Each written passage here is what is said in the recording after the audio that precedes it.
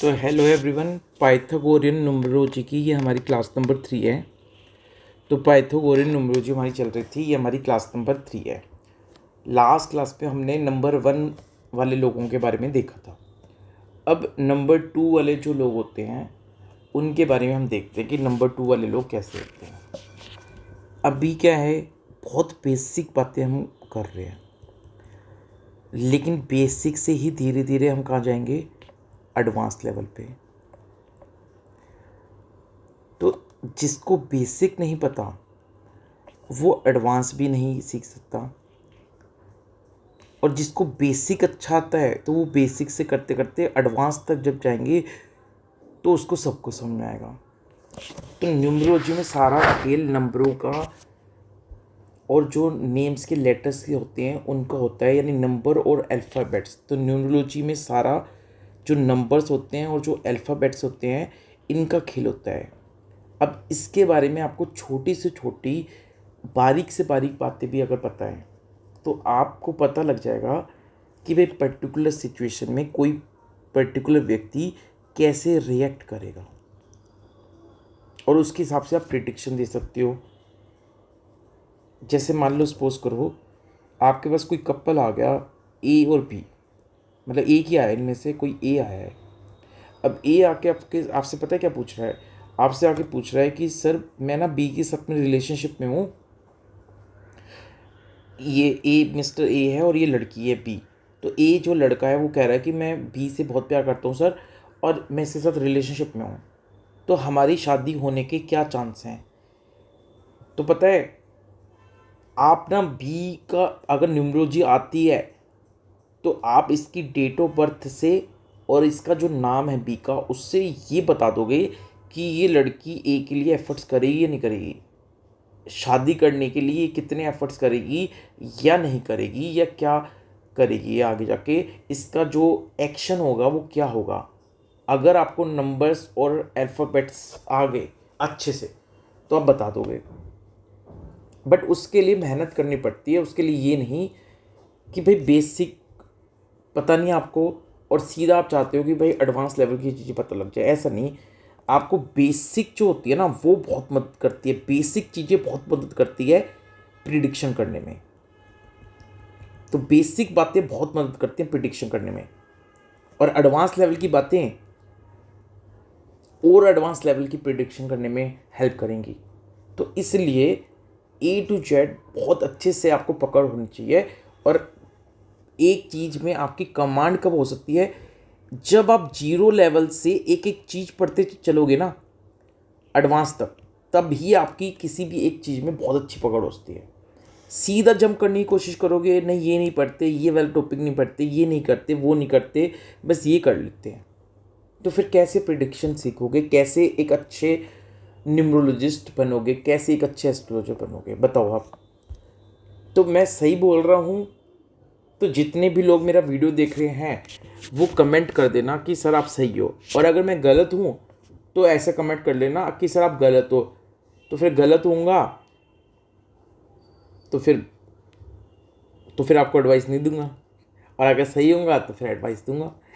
खैर, ये मजाक की बात थी। तो अब आ जाओ नंबर 2 वालों पे, ठीक है। अब नंबर 2 वालों पे आ जाओ। तो नंबर 2 वाले जो हैं उनमें नेगेटिव बात देखते हैं हम पहले, नेगेटिव क्या क्या बातें हैं उनके अंदर, ठीक है। तो नेगेटिव बात क्या है कि उनके अंदर डिप्रेसिव थॉट्स बहुत आते हैं, यानी बहुत ज़्यादा नेगेटिव थॉट्स, बहुत ज़्यादा डिप्रेशन वाले थॉट उनके मन में आते हैं, आते रहते हैं टाइम टू टाइम, बहुत सोच विचार करते हैं। रोज़ डेली बेसिस पे इनके मन में थॉट्स विचार आते हैं जिसमें से बहुत सारे नेगेटिव और डिप्रेसिव थॉट्स होते हैं।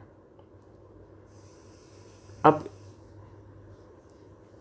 सेकंड नंबर 2 वाले आप नोटिस करना, ध्यान से बहुत ऑब्जर्व करना, बहुत बार जो बेवकूफ़ वाली स्टूपिड वाली हरकतें होते हैं ना वो करेंगे, या फिर स्टूपिड वाली बातें करेंगे,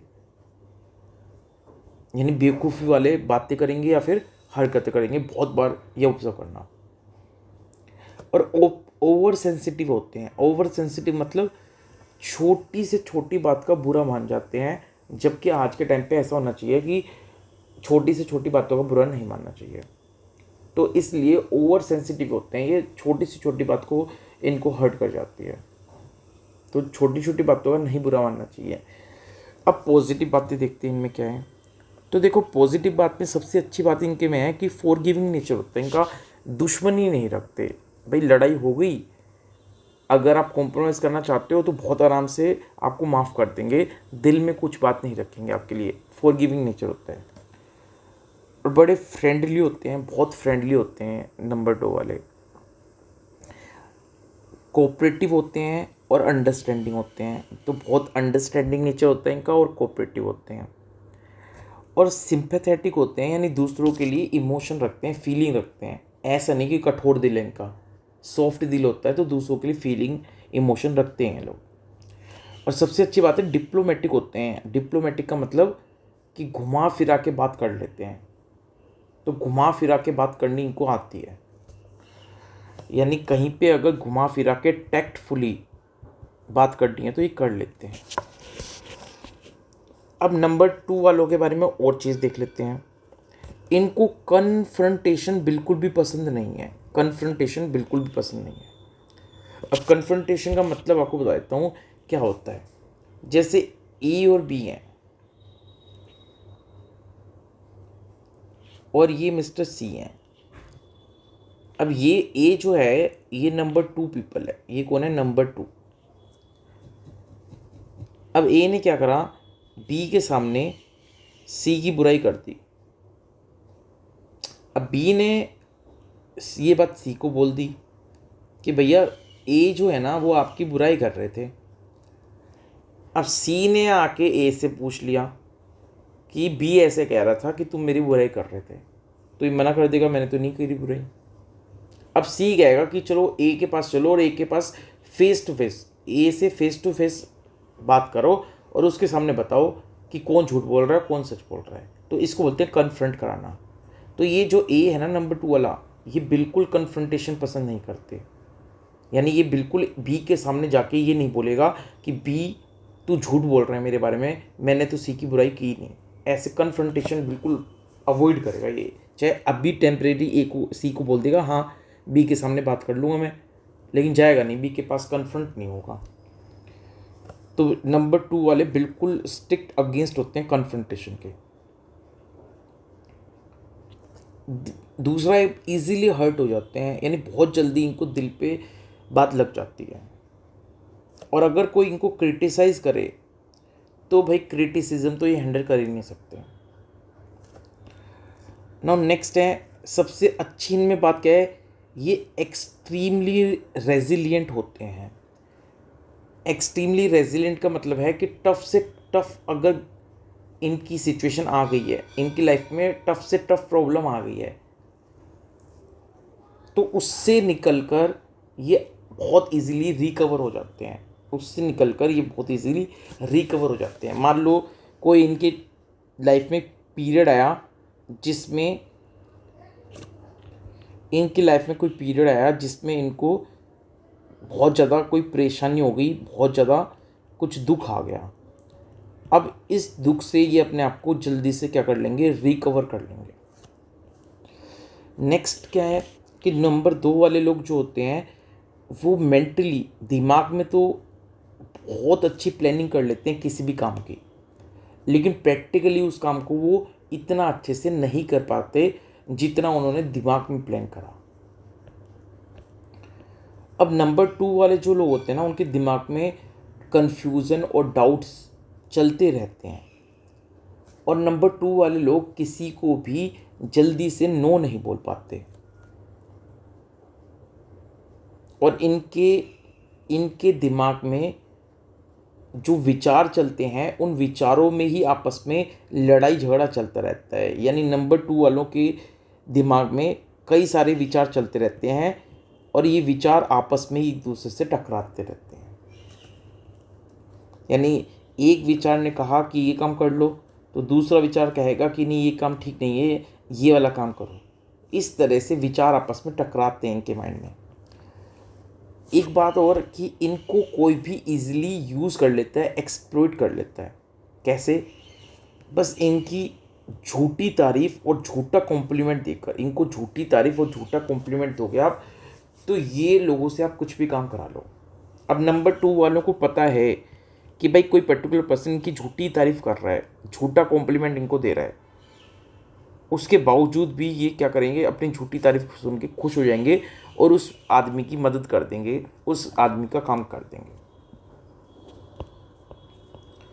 अब क्योंकि कॉन्फिडेंस की कमी होती है, डिप्रेसिव बताया आपको यहाँ पे कि डिप्रेसिव थॉट आते हैं इनको, देखो यहाँ पे कि इनके दिमाग में डिप्रेसिव थॉट आते हैं, नेगेटिव थॉट आते हैं, जिससे कि इनको कॉन्फिडेंस लूज़ हो जाता है, तो इनका कॉन्फिडेंस जल्दी से लूज़ हो जाता है, इसलिए ये क्या करते हैं, बहुत जल्दी सैड हो जाते हैं। तो कॉन्फिडेंस जल्दी से लूज़ हो जाता है, अंदर से सैड हो जाते हैं। अब इनको क्या प्रिकॉशन रखनी चाहिए, तो इनको जो फ्लैटरी करते हैं लोग, जो इनकी झूठी तारीफ, झूठी प्रशंसा करते हैं इनकी जो लोग, उन लोगों से इनको दूर रखना चाहिए। दूसरा, छोटी छोटी बात पे इनको दिल छोटा नहीं करना चाहिए और कॉन्फिडेंस भी लूज़ नहीं करना चाहिए, हिम्मत से काम लेनी चाहिए।